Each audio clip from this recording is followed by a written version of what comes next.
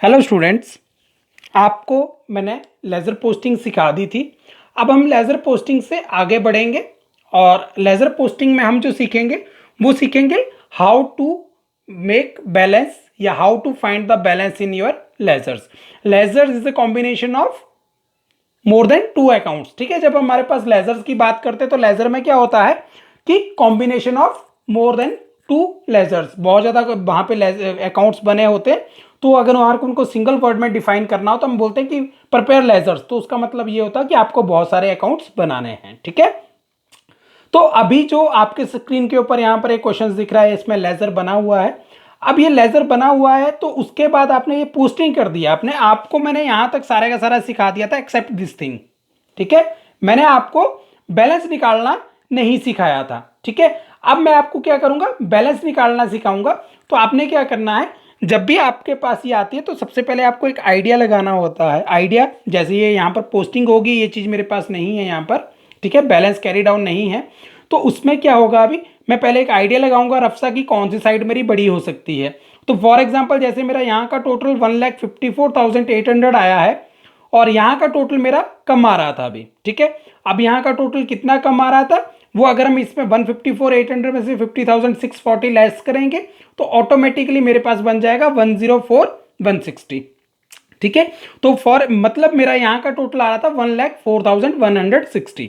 ठीक है, तो अब ये जो डिफरेंस अराइज हुआ, डिफरेंस अराइज होने पे मैंने क्या किया, मैंने यहाँ पर अप्रैल 30 मतलब लास्ट डेट को, जिस दिन मेरा अकाउंट क्लोज हो रहा है उस दिन पे मैंने क्या किया, यहाँ पे बाय बैलेंस कैरी डाउन लिखा और यहाँ पर जो बैलेंसिंग फिगर निकला था 50,640 वो मैंने यहाँ पर डाल दिया। ठीक है, क्लियर हो गया। अब यहां पर जो बैलेंस मेरा क्रेडिट साइड पे निकला है ये एक्चुअली मेरा क्रेडिट बैलेंस नहीं है, ये मेरा डेबिट बैलेंस है, क्योंकि जिस तरफ को भी ब्रॉड डाउन निकलेगा आपका, ठीक है, जैसे यहां से क्रेडिट से आपने निकाला और यहां पे डाल दिया टू बैलेंस ब्रॉड डाउन, मतलब जिस तरफ आपका ब्रॉड डाउन होगा उस तरफ का बैलेंस जो है वो हम एज्यूम करते हैं कि ये मेरा डेबिट बैलेंस है। ठीक है, अब इसके बाद में आपके पास एक और जो है वो यहाँ पे लेजर बना हुआ है, उसको मैं अभी शेयर कर रहा हूं आपके साथ। देखिए यहाँ पे कैपिटल अकाउंट बना हुआ है, तो कैपिटल अकाउंट में यहाँ पर क्या था, 1 लाख आपका ओपनिंग था। ठीक है, क्लोजिंग में देखो 30 तारीख की एंट्री डाली गई है।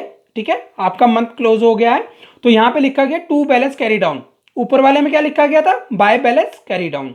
ठीक है, अब यहाँ पर टू और बाय आपको ऑटोमेटिकली समझ आ जाएगा कि क्रेडिट साइड पे आपने बाय बैलेंस कैरी डाउन लिखना है और टू साइड पे आपने टू बैलेंस कैरी डाउन लिखना है। ठीक है, अब यहाँ पे सेम वही, क्योंकि 1 लाख इधर आया था, यहाँ कोई फिगर नहीं था, तो यहाँ पे 1 लाख ही डाल देंगे हम।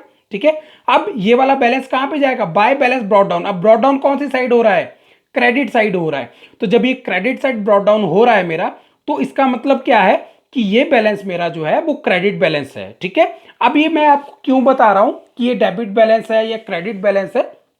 ठीक है, ये चीजें आपको दो तीन तरीके से पता करनी पड़ेगी। First one is your asset and expenses always having debit balance, and LIC liability income मतलब revenue and capital always having credit balances. ठीक है, तो आपको इन चीजों का ध्यान रखना है, क्योंकि जब हम ट्रायल बैलेंस बनाएंगे, ठीक है, तो ट्रायल बैलेंस में आपकी यही चीजें काम आनी है कि कौन सा बैलेंस कहां पर जाता है। ठीक है, एसेट और एक्सपेंसेस का डेबिट रहेगा, कैपिटल लायबिलिटी इनकम या रेवेन्यू का आपका क्रेडिट बैलेंस रहेगा। आपने इन चीजों का ध्यान रखना है। ठीक है, तो आपने क्या करना है, जर्नल एंट्रीज आपने कर लिया, लेजर्स आपने बना लिया, तो अब आपने लेजर पोस्टिंग करने के बाद जो भी है अब आपने बैलेंसिंग निकालनी शुरू करनी है। ठीक है, थैंक यू।